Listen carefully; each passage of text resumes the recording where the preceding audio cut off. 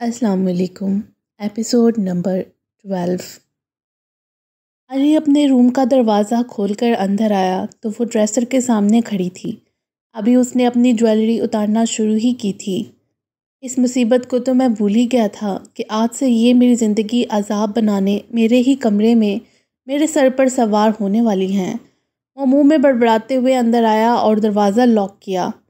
اس نے پلٹ کر دیکھا، وہ بالکل سامنے کھڑا تھا۔ آرزو جو ہاتھوں میں پہنی ہوئی سرخ اور گولڈن امتزاج کی چوڑیوں کو اتار رہی تھی، اس کے تیور دیکھ کر ٹھٹکی۔ علی کی نظر جب اس کے ہاتھ پر پڑی تو وہی گزرے مناظر اس کی آنکھوں کے پردوں پر فلم کی طرح چلنے لگے۔ سدھانت کا اس کا ہاتھ پکڑنا، پل بھر میں اس کے چہرے کے تاثرات میں سختی در آئی۔ اعصاب تن گئے، آنکھوں میں اشتعال امڑ آنے کے باعث سرخی مائل ہوئیں۔ آرزو کو اس کی آنکھوں میں شعلوں کی سی لپک محسوس ہو رہی تھی۔ وہ اسے ایسے دیکھ رہا تھا جیسے اسے آنکھوں سے ہی نگل لے گا یا ان آنکھوں سے اسے جلا کر بھسم کر دینے کا ارادہ رکھتا ہو۔ ذرا شرم نہیں آئی تمہیں نکاح کسی اور سے اور عشق و معشوقیاں کسی اور سے لڑاتے ہوئے؟ وہ اس کے سر پر پہنچ کر دھاڑا۔ انا اور عزت کا تو تم سے دور دور تک کوئی واسطہ نہیں۔ شرم بھی بیچ کھائی ہے یا گھول کر پی گئی ہو؟ میں نے کچھ نہیں، وہ زبردستی مجھے… وہ علی کی وحشت زدہ آواز سن کر خوفزدہ ہوئی۔ میرا اب اس سے کوئی واسطہ… اس سے پہلے کہ وہ کچھ بول پاتی، ایک زوردار تھپڑ پڑتے ہی وہ ڈریسر کے ساتھ ٹکرائی۔ اپنے گال پر ہاتھ رکھے وہ حیران کن نظروں سے اسے دیکھنے لگی۔ لگتا ہے تمہیں میرے ہاتھ کا تھپڑ کھانے میں مزہ آنے لگا ہے، جو بار بار جان بوجھ کر ایسی اوچھی حرکتیں کرتی ہو۔ وہاں بھی ایسا ہی تھپڑ لگا تھا تو ہوش ٹھکانے آئے تھے جب میں تمہیں کھینچتا ہوا واپس ہوٹل لے گیا تھا اور وہاں سے اسی دن واپسی کروائی، تمہیں بحفاظت یہاں واپس لایا، مگر تم اس قابل تھی ہی نہیں۔ جب ایک لڑکی ہو کر تمہیں خود اپنی عزت کی پرواہ نہیں تو دوسروں کی عزت کی کیا حق ہوگی؟ دلہن بنے منہ دکھائی میں ملنے والے تھپڑ نے اس کے چاروں طبق روشن کر دیے۔ گال ابھی بھی اس جگہ سے سن تھا جہاں تھپڑ پڑا تھا۔ اس کی آنکھوں میں آنسو بہنے لگے۔ آج بیوٹیشن نے اس کے چشمے ہٹا کر اسے کانٹیکٹ لینسز لگا دیے تھے۔ میں تم سے تمیز سے بات کر رہی ہوں اور تم ہو کہ میرے سر پر چڑھے جا رہے ہو۔ تم ہوتے کون ہو مجھے ہاتھ بھی لگانے والے؟ وہ بپھڑی ہوئی شیرنی کی طرح اس پر جھپٹ پڑی اور اس کی شرٹ کو مٹھیوں میں جھنجھوڑتے ہوئے چلائی۔ علی نے اس کا ہاتھ اپنی شرٹ سے جھٹک کر ہٹائے اور اس کے دونوں ہاتھوں سے تھامے اسے گھسیٹتے ہوئے دیوار کے ساتھ لگا گیا۔ بند کرو چلانا، ہمیشہ جھوٹا ہی شور مچا کر اپنی صفائی پیش کرتا ہے۔ وہ اپنے تئیں اسے آئینہ دکھا رہا تھا۔ بہت بڑی غلطی کر دی، سب کی بات مان کر کے تم سے شادی کر لی، وہ رندی ہوئی آواز میں جواباً بولی۔ میں نے تمہاری اسی غلطی کو تمہارے لیے عمر بھر کا پچھتاوا نہ بنا دیا تو کہنا۔ بہت اکڑ ہے نا تم میں، جو جی میں آیا وہ کرو گی، ایسا گما بھی دل سے نوچ پھینکو۔ اب تم میری پابند ہو، میرے اشاروں پر چلو گی۔ وہ اسے جھنجھوڑتے ہوئے دھاڑا۔ علی کی انگلیوں کا وحشیانہ دباؤ ناقابل برداشت ہوا۔ اس کی آنکھوں سے بھل بھل آنسو بہنے لگے۔ اگر تم نے مجھے ٹارچر کیا تو میں خودکشی کر لوں گی، پھر چلاتے رہنا جس پر مرضی حکم۔ تم کیا خودکشی کرو گی؟ میں تمہیں خود جان سے مار دوں گا۔ علی کی آنکھوں اور آواز کی سفاکیت نے اسے متوحش کر ڈالا۔ ایک چھوٹی سی مثال ہی لے لو، جب انڈیا پاکستان کا میچ لگتا تھا تو کیسا جنگ سا سما طاری ہو جاتا ہے۔ ہر طرف ایک فوجی کی بیٹی ہو کر اپنے ہی ملک سے بغاوت۔ اتنی سی بات تمہارے بھوسے بڑے دماغ میں کیوں نہیں گھسی کہ ایک عزت دار انا پرست مرد کبھی بھی برداشت نہیں کرے گا کسی دشمن ملک کے انسان کو کسی اپنے کے ساتھ؟ تمہیں ساری دنیا میں ایک وہی ہندو ہی ملا تھا عشق لڑانے کے لیے، یہی ہاتھ پکڑا تھا نا اس نے۔ آرزو کا دائنا بازو اپنے ہاتھ کی گرفت میں لیتے ہوئے گرایا۔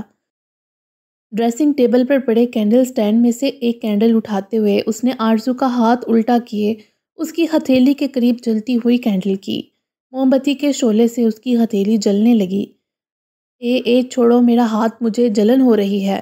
وہ جٹپٹا کر دوسرے ہاتھ سے اس کی سخت گرفت سے اپنا ہاتھ چھڑوانے کی کوشش کر رہی تھی۔ یہ ہاتھ اب اس قابل ہی نہیں رہے گا کہ کوئی اسے چھو پائے۔ وہ جارحیت دکھاتے ہوئے قہر برساتی نظروں سے دیکھ کر بولا۔ وہ اس کی مضبوط گرفت سے اپنا ہاتھ 1 انچ بھی نہ ہلا پائی۔ اے رحم کرو مجھ پہ، وہ درد سے بلبلا کر اس کی گرفت پہ مچلتے ہوئے بولی۔ رحم کروں تم پر، جس نے ہماری عزت مٹی میں ملانے میں کوئی کسر نہیں چھوڑی، وہ تحیر آمیز لہجے میں کہتے ہوئے اس کا ہاتھ جھٹک گیا اور کینڈل دیوار پر ماری۔ ابھی بھی اس کے اندر اٹھتے ہوئے ابال کا خاتمہ نہیں ہو پا رہا تھا۔ اس نے بستر کے گرد لگی پھولوں کی مسحری کو کھینچ کر اتارا اور زمین پر دے مارا۔ پھول اپنی بے قدری پر زمین بوس ہوئے ماتم کرنا تھے۔ بستر پر سجی پھولوں کی سیج کو ہاتھ مار کر بکھیر دیا۔ سائڈ ٹیبل پر لگے ہوئے ڈیکوریشن کینڈل سٹینڈز کو لات مار کر گرایا گیا۔ غرض لمحوں نے اس سجے سجائے کمرے کو تہس نہس کر دیا، جبکہ وہ اپنی جگہ ساکت کھڑی اس کی جنونیت امیز انداز کو حیرانگی سے دیکھ رہی تھی۔ اس نے تو کبھی خواب میں بھی نہیں سوچا تھا ہمیشہ اسے چرانے والا شرارتی کیلنڈر سا لڑکا اتنا شدت پسند واقع ہوگا۔ وہ بستر پر گرنے کے انداز میں چٹ لیٹ گیا، اس انداز میں کہ اس کا دھرز بستر پر تھا اور پاؤں نیچے لٹک رہے تھے۔ کچھ دیر گزرنے کے بعد، اٹھاؤ سارا کباڑ اور 1 منٹ میں کمرے کی حالت درست کرو، مجھے گند سے سخت نفرت ہے۔ وہ گند چاہے کسی انسان کے روپ میں ہو یا چیزوں کے، وہ کاٹدار آواز میں بولا۔ اسے سلگانے کا کوئی موقع ہاتھ سے جانے نہیں دے رہا تھا۔ آرزو نے سب سے پہلے اپنا بھاری لہنگا ایک ہاتھ سے اکٹھا کیا، پھر دوسرے ہاتھ سے بکھرے ہوئے پھولوں کو اکٹھا کیے ایک کونے میں لگایا، پھر کینڈل سٹینڈ کو سیدھا کیا۔ موم بتیاں بجھ چکی تھیں۔ رونے کے باعث اسے اپنے گلے میں کانٹے اگتے ہوئے محسوس ہوئے اور حلق خشک سا لگا، تو اس نے سائڈ ٹیبل پر پانی کا بڑا ہوا جگ اور گلاس دیکھا تو پانی پینے کی غرض سے دوسری طرف آئی۔ چلتے ہوئے اس کا اپنا ہی پاؤں لہنگے میں اٹکا، ہیلز کے باعث وہ توازن برقرار نہ رکھ سکی اور دھڑام سے اس پر گری۔ وہ جو آنکھیں بند کیے خود کو پرسکون کرنے کی جدوجہد میں تھا، اس افداد پر بوکھلا کر آنکھیں کھول گیا۔ آرزو نے ڈر سے اپنی تھوڑی سی آنکھیں کھول کر اسے دیکھا، مان کہیں وہ اسے کچا نہ چبا جائے۔ دونوں ایک دوسرے کو دیکھ رہے تھے، وقت جیسے تھم سا گیا تھا، دونوں کے ہوش لاپتہ ہوئے۔ وہ اس کے اتنا قریب تھی کہ اس کے سینے میں تیزی سے دھڑکتے دل کی آواز وہ بآسانی سن سکتا تھا۔ اس کے گداز سراپے کو محسوس کر رہا تھا، وہ اس کے اتنا قریب تھا کہ اس کی بے ترتیب ہوتی ہوئی سانسوں کے زیر و بم کو بخوبی گن سکتی تھی۔ اس کی گرم سانسوں کی تپش آرزو کو اپنے چہرے پر بخوبی محسوس ہو رہی تھی۔ ایسے لگ رہا تھا اس کی پرحدت سانسیں اسے جھلسا دیں گی۔ وہ اس کے اتنی قریب تھی کہ اس کے قرب سے اٹھتی گجروں اور مہندی کی مسحور کن مہک اور وجود کی گرمائش وہ اپنے وجود پر محسوس کر سکتا تھا۔ اس کے لبوں کو چھوتی ہوئی چھوٹی سی نتلی جس پر 3 موتی جلملا رہے تھے، اس کی توجہ اپنی جانب مبذول کروا رہے تھے۔ اس کے کپ کپاتے ہوئے لب جن پر ڈارک ریڈ لپسٹک سجی اسے میسمرائز کر رہے تھے، اس کی ماتھا پٹی کے لٹکتے موتی ہل ہل کر اسے متوجہ کر رہے تھے۔ اس قدر قربت کی وجہ سے آرزو کے چہرے پر آتے جاتے حیا کے رنگ اسے چھپے نہ رہ سکے۔ درزیدہ پلکوں کی لرزش، کٹاؤدار لبوں کی کپکپاہٹ، رخساروں پر پھوٹتی با حیا کی لالی، دونوں کی دھڑکنیں منتشر ہوئیں۔ وہ ایک سحر کن لمحے کے حصار میں مقید ایک دوسرے کو دیکھنے میں مدغم ہو چکے تھے کہ دھڑ دھڑ دھڑ باہر سے کسی نے زور سے دروازہ پیٹ ڈالا۔ لمحوں کا فسوں ٹوٹا۔ علی نے اسے جھٹکا دے کر خود سے پیچھے دھکیلا اور بستر کی دوسری طرف گیا۔ میں بے خودی میں کیا کرنے چلا تھا، اس کے دل نے کہا۔ اس نے دل کی آواز کو سرے سے نظر انداز کر دیا۔ بہت ہی گھٹیا کوشش تھی کسی کو اپنی طرف متوجہ کرنے کی۔ علی کی طنزیہ اور کاٹدار لفظ اس کے کانوں سے ٹکرائے۔ اس کے الفاظ اسے نشتر کی طرح خود میں پیوست ہوتے ہوئے لگے، جو اس کے دل تو کیا روح کو بھی چھلنی کر گئے۔ اپنے وجود کی بے فکتی پر وہ ہولے ہولے سسکنے لگی۔ اس کی آنکھوں میں مرچیں سی بڑھنے لگیں۔ آرزو نے اسے نمناک آنکھوں سے دیکھا۔ اس کا دل کیا اس کا خوبصورت چہرہ نوچ ڈالے۔ علی نے اٹھ کر دروازہ کھولا تو باہر اکبر کو کھڑے دیکھ حیرانگی سے بولا، ڈیڈ آپ خیریت؟ اس نے سوالیہ انداز میں پوچھا۔ آن علی آن فاطمہ نہیں مل رہی، مجھے لگتا ہے وہ کہیں چلی گئی ہے۔ یہ کیا کہہ رہے ہیں آپ؟ وہ روم کا دروازہ بند کرتے ہوئے اس کے ساتھ چلنے لگا۔ چلے آئیں باہر چل کر بات کرتے ہیں۔ وہ اکبر کے ساتھ گھر سے باہر نکل آیا اور لان میں کھڑا ان سے تفصیل پوچھنے لگا۔ ڈیڈ آپ مجھے ٹھیک سے بتائیں، آپ دونوں کے درمیان کوئی جھگڑا تو نہیں ہوا؟ نہیں علی، جھگڑا نہیں ہوا۔ میں نے سدھارتھ اگروال کو اس کے ساتھ باہر گیٹ پر باتیں کرتے دیکھا تو مجھے غصہ آ گیا۔ جو لڑکا ہمیں برباد کرنے کی کوشش میں یہاں تک پہنچ گیا، آن آرام سے کھڑے اس کی باتیں سن رہی تھی، اس کے ساتھ کھڑی تھی، بس یہی دیکھ کر مجھے غصہ آ گیا، مگر میں نے اسے کچھ بھی نہیں کہا۔ ڈیڈ، بڑی موم کو کیا پتا کہ وہ گھٹیا انسان کیا کرتا پھر رہا ہے۔ آپ کو ایسا نہیں کرنا چاہیے تھا۔ وہ بے وقوف میرے وقتی غصے کو جانے کیا سمجھ بیٹھی۔ میں کب سے اسے ڈھونڈ رہا ہوں مگر گھر میں وہ کہیں نہیں۔ ڈیڈ، کہیں سردان تو نہیں انہیں اپنے ساتھ؟ نہیں، وہ یہیں کھڑی تھی جب میں نے دیکھا تھا اسے، تب تک سردانت جا چکا تھا۔ پھر بڑی موم گئی کہاں؟ میں سب قریبی رشتہ داروں کے ہاں کالز کر کے پوچھ چکا ہوں، وہ کہیں بھی نہیں، اکبر نے پریشان کن انداز میں کہا۔ ڈیڈ، میں اپنی گاڑی میں ڈھونڈتا ہوں انہیں، آپ بھی دوسری گاڑی میں جائیں، جسے بھی پہلے پتہ چلے ان کا وہ دوسرے کو بتا دے۔ ٹھیک ہے چلو۔ وہ دونوں ایک ساتھ اپنی اپنی گاڑی میں بیٹھ کر اسے ڈھونڈنے نکل گئے۔ رات کے اس پہر کمرے میں خاموشی چھائی ہوئی تھی، اس کی سانسوں کی مدھم آواز کمرے میں گونج رہی تھی کہ سائڈ ٹیبل پر پڑے موبائل فون کی بیل نے اس کی نیند میں خلل ڈالا۔ ارمان، جو ابھی کچھ دیر پہلے ہی سویا تھا، اپنے موبائل پر اس وقت کسی کی کال آتا دیکھ فوراً ہاتھ بڑھا کر فون اٹھا گیا۔ ہیلو، اس کی نیند میں بوجھل آواز ماؤتھ پیس میں ابھری۔ کہاں ہے تو؟ ارمان نے پہلے اپنی آنکھوں پر زور ڈال کر موبائل کی اسکرین پر دیکھا جہاں علی کا نام دکھائی دے رہا تھا، پھر اس کے پوچھے گئے سوال پر اپنی باہوں کے گھیرے میں اپنی نئی نویلی دلہن کو دیکھا جو اس کے سینے میں منہ چھپائے خواب خرگوش کے مزے لوٹ رہی تھی۔ جنت میں، ارمان نے مسکرا کر اس کے سوال کا جواب دیا۔ تیرا اصل جگہ تو دوزخ میں ہے، تو کیسے جنت میں پہنچ گیا؟ علی نے اس کے الٹے جواب پر الٹا ہی وار کیا۔ قسم سے رات کے اس پہر مجھے کال کرنے والا تو بالکل دوزخ کے باہر کھڑا پہرے دار لگ رہا ہے جو پکڑ پکڑ کے دوزخ میں ڈالتا ہے۔ ارمان نے اپنی نیند خراب ہو جانے پر بیزاری سے کہا۔ بتا کیوں فون کیا؟ ارمان نے پوچھا۔ تجھ سے تو بات کرنا ہی فضول ہے، دفع ہو جاؤ دوبارہ سے اپنی جنت میں، وہ بھڑک کر بولا۔ ذرا تمیز سے بات کر، اب تیرا بہنوئی ہوں میں۔ ارمان نے اس پر روب جھاڑنے کی کوشش کی۔ تجھے خوشی نہیں تیری شادی کی؟ مجھے تو ہے، تو شاید بھول گیا میری بھی آج ہی شادی ہوئی ہے۔ تو مل دیکھ کیسے تیری عزت افزائی کرتا ہوں، وہ تلخ لہجے میں کہتے ہوئے فون کاٹ گیا۔ وہ جو آن فاطمہ کو ڈھونڈنے میں ارمان کی مدد لینے والا تھا، اس کی باتیں سن غصے میں کال کاٹ گیا۔ کئی کلومیٹر تک وہ روڈ کے اطراف میں دیکھتا ہوا گاڑی دوڑاتا رہا، پھر راستے میں آنے والے ہسپتال بھی چیک کر چکا تھا، کہیں سے بھی اسے آن فاطمہ کے بارے میں پتہ نہیں چلا، اسی لیے اس نے تھک ہار کر ارمان سے مدد لینے کے لیے فون کیا۔ ہیلو ڈیڈ، کچھ پتہ چلا؟ علی نے فون پر اکبر سے پوچھا۔ نہیں علی، ہر جگہ ہر موڑ پر دیکھ چکا ہوں، اس کا کوئی سراغ نہیں مل رہا، اکبر نے پریشانی سے کہا۔ ڈیڈ، ابھی ایک چھوٹے سے گورنمنٹ ہاسپٹل کے سامنے رکا ہوں، اس میں دیکھتا ہوں۔ وہ اکبر سے بات کرتے ہوئے گاڑی لاک کیے اندر آ رہا تھا۔ ابھی اندر داخل ہی ہوا تھا کہ سامنے اسٹریچر پر آن فاطمہ کو خون سے لت پت دیکھ وہ بھاگ کر اس کے قریب آیا۔ بڑی موم، اس نے حیرانگی سے اس کا گال تھپتھپا کر کہا۔ علی بتاؤ مجھے، آن ملی ہے؟ فون پر موجود اکبر نے فون پر اس کی آواز سن کے اندازہ لگایا۔ جی ڈیڈ، بڑی موم مل گئی ہیں، میں آپ کو ہاسپٹل کی لوکیشن سینڈ کرتا ہوں، آپ جلدی آئیں۔ ڈاکٹرز، آپ ان کو ٹریٹ کیوں نہیں کر رہے؟ وہ قریب سے گزرتے ہوئے ایک ڈاکٹر کو روک کر بولا۔ دیکھے پیشنٹ کے ساتھ کوئی ہے ہی نہیں، کچھ لوگ انہیں یہاں چھوڑے جا چکے ہیں، یہ ایکسیڈنٹ کیس ہے۔ ایسے کیسے؟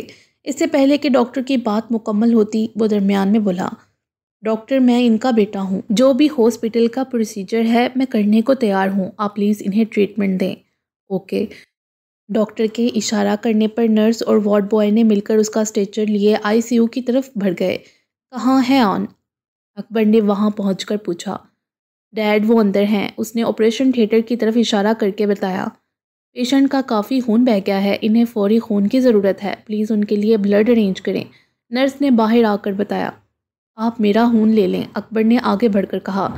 آئیے میرے ساتھ سیمپل لے کر چیک کر لیتے ہیں کہ آپ کا بلڈ گروپ پیشنٹ سے میچ کرتا ہے یا نہیں۔ وہ اسے ساتھ لے گئی۔ سوری سر، آپ کا بلڈ گروپ سیم نہیں۔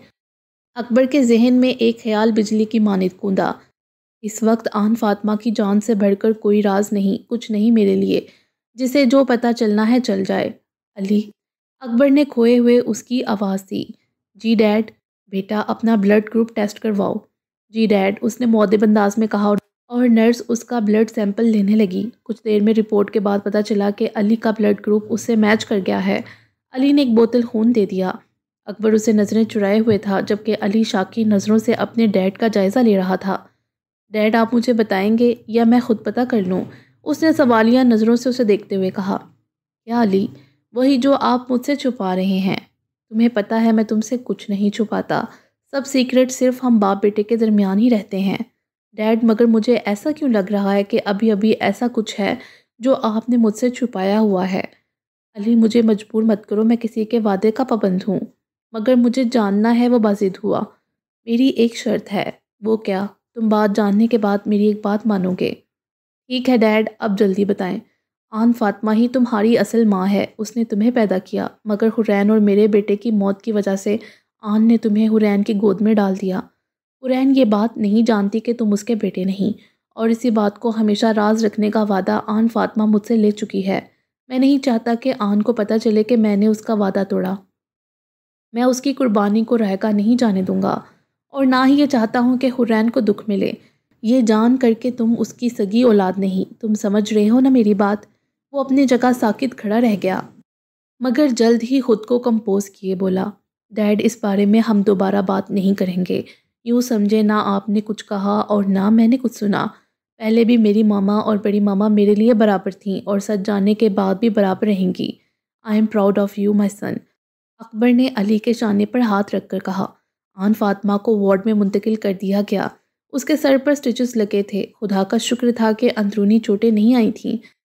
اس کا رائٹ بازو فریکچر ہو گیا، باقی جسم پر بھی کئی جگہ چوٹیں اور خراشیں بھی آئی تھیں، وہاں بینڈیج کر دی گئی تھی۔ ابھی انہیں ہوش میں آنے میں چند گھنٹے لگ جائیں گے، نرس نے انہیں مطلع کیا۔ علی آ کر اس کے پاس کھڑا ہوا۔ آن فاطمہ غنودگی میں تھی۔ اس کے ایک ہاتھ پر کنولا لگا ہوا تھا جس سے ڈرپ کے قطرے گرتے گرتے اندر جا رہے تھے۔ اس نے آن کے پاس آتے ہی اس کی پیشانی پر اپنے لب رکھے۔ آئی لو یو موم۔ اس کے لبوں سے سرگوشی نما آواز میں یہ لفظ نکلے۔ اگر آن فاطمہ ہوش میں ہوتی تو کتنا خوش ہوتی اس کے منہ سے یہ الفاظ موم سن کر۔ وہ اپنی موم کو پیار بڑی نظروں سے دیکھتے ہوئے پیچھے ہوا۔ علی بیٹا تم گھر جاؤ، ساری رات ہو گئی ہے، تمہیں جاگتے ہوئے جا کر آرام کر لو۔ ڈیڈ مجھے عادت ہے اس سب کی، آپ جا کر آرام کر لیں، میں رکتا ہوں ان کے پاس۔ نہیں علی تم گھر جاؤ، مجھے تب تک سکون نہیں آنا جب تک آن کو ٹھیک دیکھ کر اسے بات نہ کر لوں۔ چلیں ٹھیک ہے ڈیڈ، جیسے آپ کو ٹھیک لگے، بڑی ماما کا خیال رکھیے گا۔ وہ کہتے ہوئے وہاں سے نکل گیا۔ اکبر آن فاطمہ کے ہاتھ کو اپنے ہاتھ میں لیے اسے نہار رہا تھا۔ اس کے چلے جانے کے بعد آرزو نے اپنا ایک سوٹ لیا اور واش روم میں چلی گئی۔ فریش ہو کر وضو کیا، پھر جائے نماز بچھائے اس نے تہجد کی نماز ادا کی۔ جب انسان اپنے رب سے دور ہو جاتا ہے تو وہ سب سے دور ہو جاتا ہے۔ اپنے رب کو بھلا کر انسان کبھی خوش نہیں رہ پاتا۔ اس بات کا اندازہ اسے آج ہوا تھا۔ وہ اپنے رب کو بھول چکی تھی، اس کے احکامات بھول چکی تھی کہ وہ کیوں اس دنیا میں آئی ہے۔ کئی دن نماز نہ ادا کرنا اور نہ ہی تلاوت کرنا۔ جب سے ہاتھ میں موبائل آیا تھا وہ سوشل میڈیا کی رنگینیوں میں اس قدر ڈوب چکی تھی کہ اپنے اصل کو بھلا بیٹھی۔ اس سوشل میڈیا کو انسان اپنے لیے مثبت طریقے سے بھی استعمال کر سکتا ہے اور منفی بھی۔ یہ استعمال کرنے والے انسان پر ڈیپینڈ کرتا ہے۔ اس نے اس کا منفی استعمال کیا۔ سدھارتھ کا پیج دیکھ کر، اس کے لاکھوں فالوورز دیکھ کر، اس کے کمنٹ سیکشن میں آنے والی لاکھوں تعریفوں بڑے میسیجز دیکھ کر امپریس ہوئی۔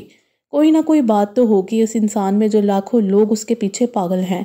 وہی عام سی پرگندہ سوچ، اور بس اتنے بڑے آرٹسٹ کو دیکھ کر اس کی اٹینشن کی چاہ میں وہ کہاں سے کہاں تک پہنچ گئی، یہاں تک کہ وہ اپنے مذہب کو بھلائے ہوئے اس کی باتوں میں آ کر چرچ میں شادی کرنے چلی گئی تھی۔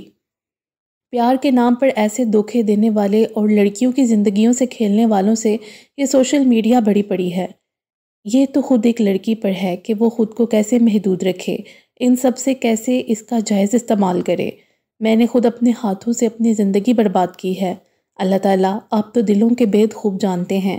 میں صدقے دل سے معافی کی طلبگار ہوں۔ میں مانتی ہوں مجھ سے گناہ ہوئے، مگر آپ تو رحمان و رحیم ہیں، بخشنے والے ہیں۔ آپ نے کہا ہے کہ میرے در پر آنے والے گناہ گاروں کے لیے توبہ اور معافی کے در ہمیشہ کھلے رہیں گے۔ مجھے معاف کر دیں۔ میں اپنے شوہر کے دل میں جگہ بناؤں گی، اس سے بھی معافی مانگ لوں گی۔ اے باری تعالیٰ میرے شوہر کے دل میں بھی میرے لیے نرمی پیدا فرما دیں۔ وہ دعا کے لیے دونوں ہاتھ اٹھائے رب سے مخاطب تھی۔ نماز پڑھ کر فارغ ہوئی تو جا کر بستر پر لیٹ گئی۔ وہ ابھی تک واپس نہیں آیا تھا، صبح کی پو پھوٹنے ہی والی تھی۔ علی کے رات والے سلوک کے بارے میں سوچتے ہوئے اس نے آنکھیں موند لیں۔ علی نے واپس آ کر روم کا دروازہ کھولا تو وہ سامنے اسی کے بستر پر نیند کی آغوش میں تھی، ہلکے پنک رنگ کے کپڑوں میں جس پر چھوٹے چھوٹے گلاب کی کلیاں بنی ہوئی تھیں۔ لائٹ پنک کلر کا ہی دوپٹہ شانے کے ایک طرف لٹک رہا تھا اور باقی بستر سے نیچے۔ وہ چلتا ہوا اس کے قریب آیا، شوز اتار کر ایک طرف رکھے اور بستر پر اس کے برابر میں اپنی جگہ لیٹ گیا۔ چہرے پر گنگریالے نم بال بکھرے ہوئے تھے۔ اس نے ایک ہاتھ کی انگلی سے انہیں ہٹایا۔ یوں لگا جیسے چاند بدلی کی اوٹ سے نکل آیا ہو۔ اس کے نم بالوں کی ایک لٹ کو انگلی پر لپیٹتا پھر چھوڑ دیا۔ کیوں کرتی ہو ایسے کام جو مجھے غصہ آ جاتا ہے، اور میں نہ چاہتے ہوئے بھی وہ کر بیٹھتا ہوں جو میں تمہارے ساتھ نہیں کرنا چاہتا۔ دراز حمیدہ مسکانیں شہابی گالوں پر ساکت تھیں، نگاہیں اس کے ہوش ربا سراپے میں الجھ کر رہ گئیں۔ وہ تو اسے اتنے قریب سے دیکھ کر پچھتایا۔ اس کی دراز پلکوں پر آہستگی سے ایک جسارت کر ڈالی۔ اس سے پہلے کہ اس کے صبر کا پیمانہ جھلک جاتا، وہ اس سے نگاہیں چرائے محو استراحت ہوا، مگر گستاخ دل اس سے بار بار ایک بار پھر اسے دیکھنے پر اکسانے لگا۔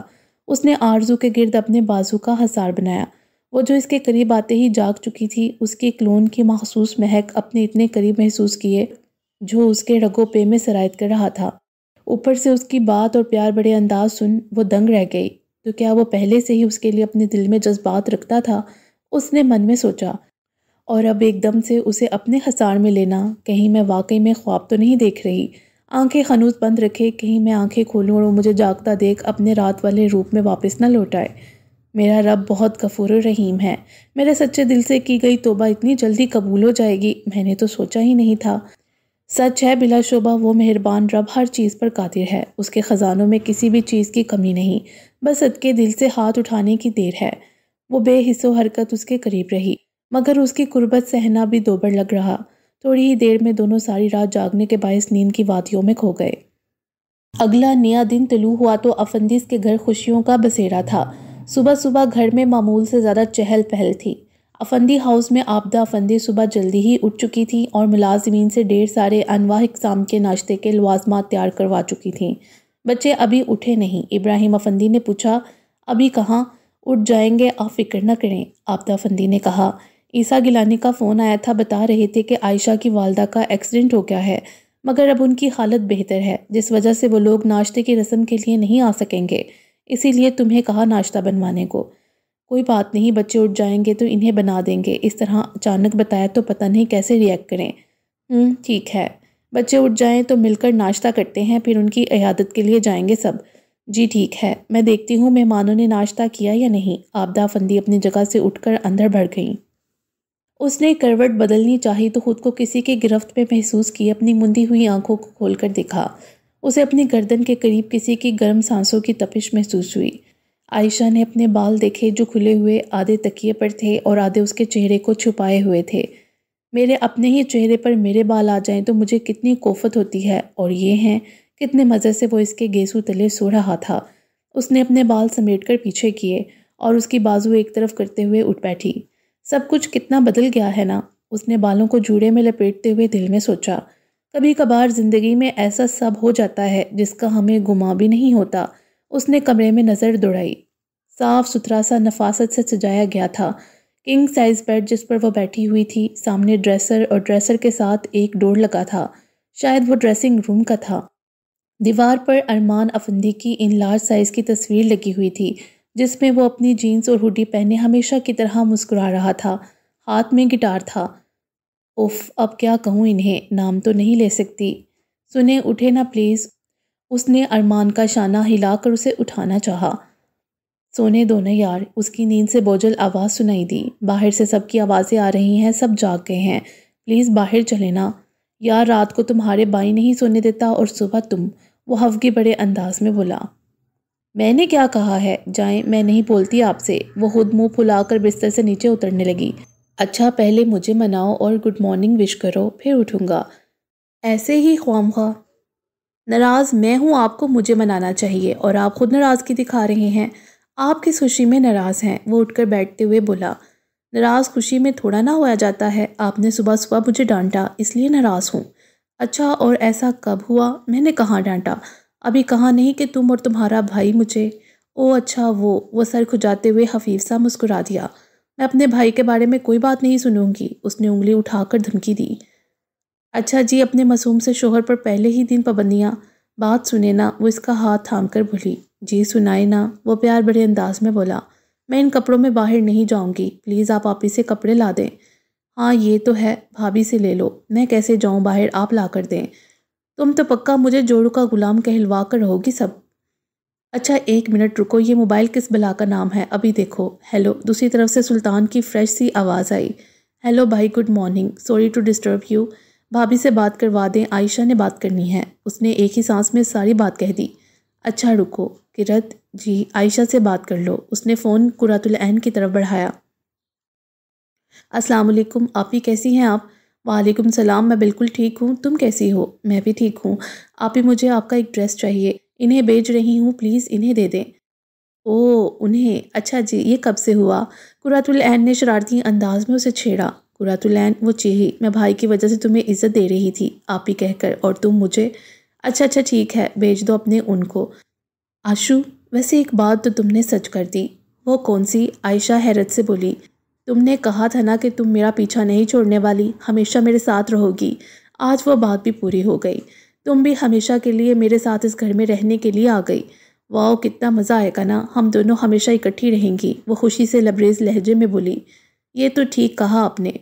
ہمارے دیور صاحب کیسے لگے؟ بہت اچھے ہیں وہ، اس نے آہستہ آواز میں کہا، مان کہیں ارمان سن نہ لے۔ ارمان جو فریش ہونے کے لیے واش روم کی طرف جا رہا تھا، اس کی بات سن کر ہلکے سے مسکرایا، مگر اسے محسوس نہیں ہونے دیا کہ وہ سن چکا ہے۔ علی کے جانے کے بعد وہ وہیں بیٹھا دل ہی دل میں آن کے لیے دعا کر رہا تھا۔ رات سے صبح ہو گئی تھی، مگر ایک پل کے لیے بھی اس نے آنکھیں بند نہیں کی تھیں۔ اس نے آن کو وارڈ سے پرائیویٹ روم میں شفٹ کروا لیا تھا۔ اکبر کی نظریں بس آن کے چہرے پر ہی جمی ہوئی تھیں۔ وہ اس کے چہرے کو دیکھتا اس کے پاس رکھی ہوئی چیئر پر بیٹھا۔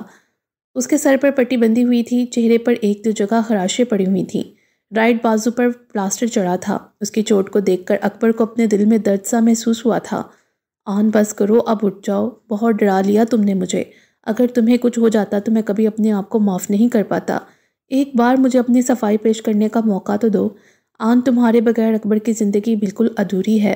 اس نے بہت ہی محبت سے آن کے چہرے پر ہاتھ رکھا اور نرمی سے اس کے گال پر لگی ہوئی چوٹ کو اپنی پوروں سے سہلا رہا تھا۔ اس کی آنکھ سے ایک آنسو ٹوٹ کر آن کے چہرے پر گرا تھا۔ اس وقت اس کے ہر انداز سے تفکر اور بے چینی جھلک رہی تھی۔ یہ کیا ہو گیا تھا اس کے ساتھ؟ اس نے ایسا تو کبھی نہیں چاہا تھا۔ وہ کبھی بھی آن فاطمہ کو اس حال میں نہیں دیکھنا چاہتا تھا۔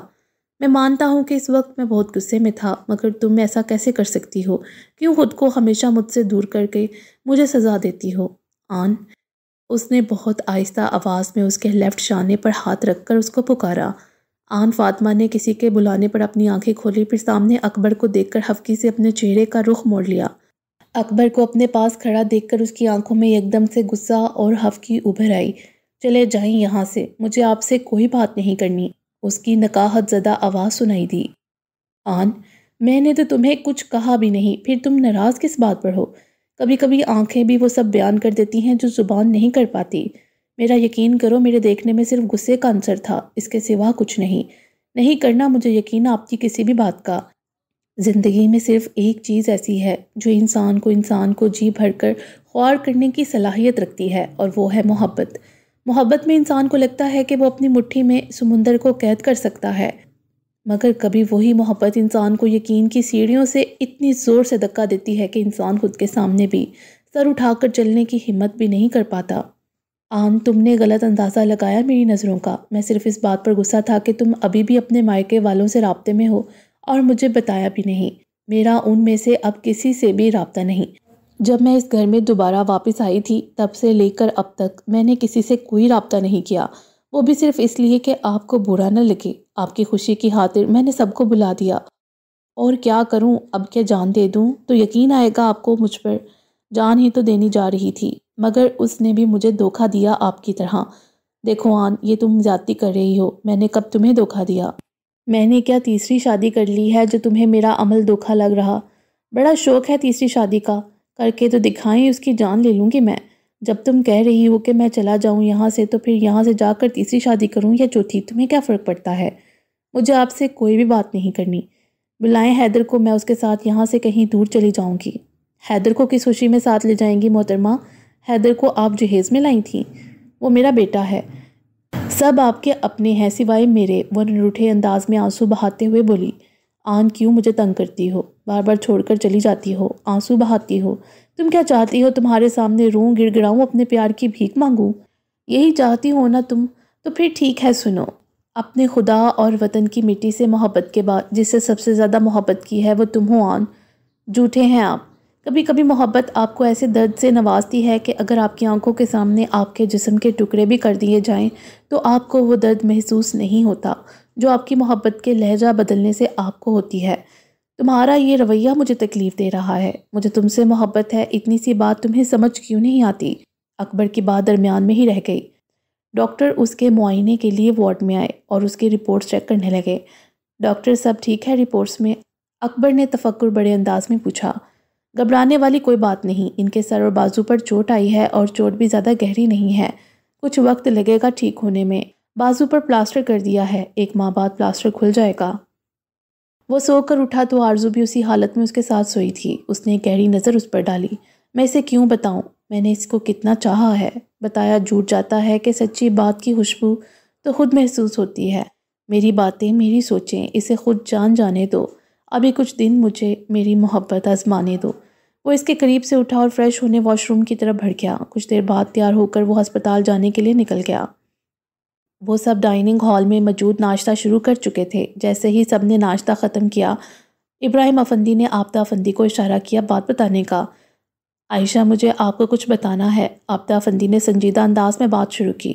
جی ماما، اس نے نیپکین سے ہاتھ پونچھتے ہوئے کہا۔ بیٹا، آپ کی ماما کا چھوٹا سا ایکسیڈنٹ ہو گیا تھا۔ یہ بات سنتے ہی عائشہ اور قرۃ العین دونوں کے چہروں کا رنگ فک ہوا۔ لیکن بیٹا، پریشانی والی بات نہیں، اب وہ ٹھیک ہیں۔ آپ لوگ تیاری کر لیں، ہم سب ساتھ چلتے ہیں ان کی خبر لینے۔ اپنی ماما کے بارے میں سن کر عائشہ کی آنکھوں سے آنسو جاری ہوئے، جبکہ قرۃ العین بھی دل گرفتہ ہو چکی تھی مگر خود کو سنبھال گئی۔ آشو، چپ کر جاؤ، ہم جا رہے ہیں نا سب، تم ان سے مل لینا، ایسے مت رو پلیز۔ سامنے بیٹھی ہوئی قرۃ العین نے عائشہ کا ہاتھ پکڑ کر اسے تسلی دی۔ عائشہ پلیز۔ ارمان کا ہاتھ اسے اپنے شانے پر محسوس ہوا تو اس نے نم آنکھوں سے اسے دیکھا۔ کچھ نہیں ہوا، سب ٹھیک ہے۔ اس نے بھی تسلی امیز انداز میں اسے تشفی دی۔ پھر سب لوگ اکٹھا ہوئے ہاسپٹل پہنچ گئے اور آن فاطمہ کی عیادت کی۔ سب آن کی عیادت کیے ابھی باہر ہی نکلے تھے کہ آگے سے علی آتا ہوا دکھائی دیا۔ وہ سب سے خوش دلی سے ملا، پھر انہیں بتایا کہ ابھی وہ ڈاکٹر سے مل کر آیا ہے، آن فاطمہ کو ڈسچارج کر دیا گیا ہے۔ وہ ڈسچارج سلپ بنوانے ہی آ رہا تھا کہ وہ سب مل گئے۔ سنیں، عائشہ نے ارمان کی طرف دیکھتے ہوئے کہا۔ جی بتائیں۔ میں کچھ دن ماما کے ساتھ رہ لوں جب تک وہ ٹھیک نہیں ہو جاتی، وہ جھجکتے ہوئے ارمان سے پوچھ رہی تھی۔ اس کی بات آبدہ افندی کے کانوں سے مخفی نہ رہ سکی۔ کیوں نہیں بیٹا، اس وقت تمہاری ماما کو تمہاری ضرورت ہے۔ اس نے کیا کہنا ہے، میں جو کہہ رہی ہوں تم چلی جاؤ، انہوں نے ارمان کو گھور کر دیکھتے ہوئے کہا۔ انہیں صاف لگ رہا تھا کہ ارمان اس کے جانے پر راضی دکھائی نہیں دے رہا تھا، مگر انہوں نے پھر بھی اجازت دے دی تھی۔ جن حالات میں اس کی شادی ہوئی تھی وہ بھی سمجھ سکتی تھی کہ اسے بھی اپنی ماں کا سہارا چاہیے اس وقت۔ ٹھیک ہے چلی جاؤ، مگر میں تمہیں چھوڑ دیتا ہوں، وہ ٹوٹے ہوئے دل سے آہستہ آواز میں بولا۔ منا لیا ڈیڈ آپ نے بڑی موم کو؟ علی ہاسپٹل کے روم میں آیا تو اکبر کو دیکھ کر کہا۔ کہاں یار، تم ہی سفارش کرو شاید قبول ہو جائے۔ موم، آن فاطمہ نے چونک کر اسے دیکھا۔ موم کہنے پر بلا اختیار ہی اس کے منہ سے نکل گیا تھا۔ او سوری بڑی ماما، پلیز ڈیڈ کو معاف کر دینا۔ اب میرے بیٹے نے کہا ہے تو میں اس بارے میں سوچوں گی، آن نے پیار بڑے انداز میں کہا۔ دیکھو، ابھی بھی سوچے گی، اکبر نے اس کے کہے گئے الفاظ پر علی کی توجہ دلائی۔ ڈیڈ دل چھوٹا نہ کریں، گھر جا کر یہیں سے کنٹینیو کریے گا، معافی مل جائے گی۔ معافی مل جانے کے چانسز بہت زیادہ نظر آتے ہیں۔ میں آپ کو یہی بتانے آیا ہوں کہ بڑی موم کو چھٹی مل گئی ہے، میں ان کے ڈسچارج پیپرز بنوا کر لایا ہوں، انہیں گھر لے چلتے ہیں۔ علی اور اکبر نے اسے سہارا دے کر گاڑی میں بٹھایا اور پھر وہ سب گیلانی ہاؤس کی طرف روانہ ہوئے۔ باقی انشاءاللہ اگلی ویڈیو میں۔ امید ہے آپ کو یہ ویڈیو پسند آئی ہوگی۔ ہمارے چینل کو سبسکرائب کریں اور بیل آئیکن کو پریس کر دیں ہمارے چینل کی لیٹسٹ اپڈیٹس حاصل کرنے کے لیے۔ شکریہ۔